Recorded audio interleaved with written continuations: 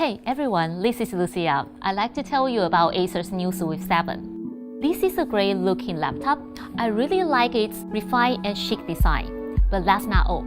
Let's take a look at some of its features in more detail. This thin, light laptop is perfect for travel. Let me just hold it up and you can see how thin it is. Only 9.95 millimeters. That's about the same as most phones, and just as easy to slide into your bag. Also, you won't feel any extra weight on your shoulder because it's under 1 kilo. That's really light. Not as much more than a water bottle. You can carry it in one hand. However, that doesn't mean you have to be super careful. The magnesium alloy body keeps the weight down without making it too fragile. What makes this laptop even more portable is the battery life.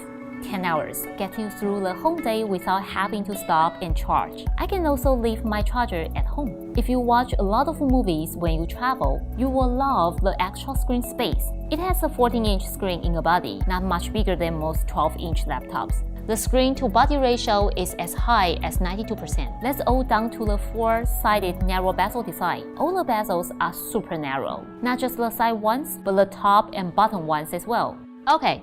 Let's do a quick tour on the other stuff. There are some thoughtful design considerations. You can turn on the computer and log in at the same time because the fingerprint reader is integrated with the power button.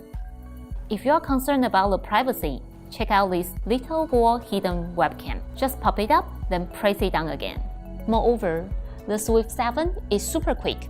It has an 8th-gen Intel processor, 16GB of RAM, and more. Like I said earlier, you've got all you need in this slim laptop.